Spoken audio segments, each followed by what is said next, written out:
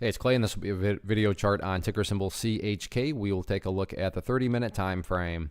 Real quick, what do I mean by 30-minute in case maybe you're new to charts? Instead of each one of these candlesticks here representing 1 day's worth of price action, which is what you would normally see, each one represents 30 minutes. So while this here may look like several days worth of time, it's actually just today's price action broken down into 30-minute time slices. I like to this time frame. I think it's a good job of telling the quote-unquote story of the price. And in this situation makes answering a very logical question quite straightforward. And that question revolves around the fact that today the price had a nice bounce. I mean, when you consider where the price was down at its low points, and then you look at where the price closed down the day, any rational person would say, yeah, the bulls definitely made some progress. Now, was this some sort of epic bounce? No, nothing huge, but everything's got to start somewhere, and the price, without doubt, did make some progress forward. But this does lead to the valid question of, but is there any sort of true power behind this bounce? Is there any sort of genuine strength? Or is this just some sort of knee-jerk reaction, dead cat bounce type move? I have no idea. But like I said, by using charts, we can make answering that question very straightforward going forward. And it's all about that pink line right there, which is the famous 200 period simple moving average. And the reason for this is there's a rule in charting states when levels of resistance are broken and closed above, you want to see them act as support. So just a quick recap, you can see here that, yeah, this pink line, without doubt, had quite a bit of history of acting as resistance, but the price did get above it here.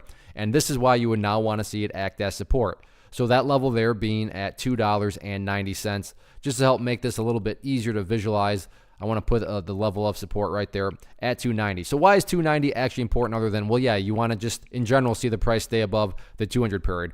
Well, let's just use a little logic that price movements with true power are going to progress forward. They're not going to go back to where they were. I'm assuming you're saying, yeah, thanks, Captain Obvious. Of course, if a price movement is truly powerful, it's not going to go back to where it was. That would be a contradiction. Exactly. So with that in mind, think about 290. Any sort of closes below it, or worse said, if the price separates to the downside, what would that be doing to the price? That would literally be putting the price right inside of this range that it just broke out of, and going back into ranges, not what you want to see. Whereas let's say the price pulls back, does something like this before starting to work its way back upwards. What would you have in this situation here? Well, you'd have a set of lows right there. You'd have this set of lows right there. If you picture these as stair steps, well, hey, now you have progress being made in the upwards direction, and that's the name of the game. Truly strong moves make progress, and in this situation, I am defining and quantifying that phrase, make progress, as $2.90. I'm not even going to talk about levels of resistance because, in my opinion at least, by far top priority next week is trying to go through healthy consolidation, and again, healthy being defined as showing progress, and showing progress being defined as showing up above and staying up above $2.90. So we'll see if the bulls can get the job done or not.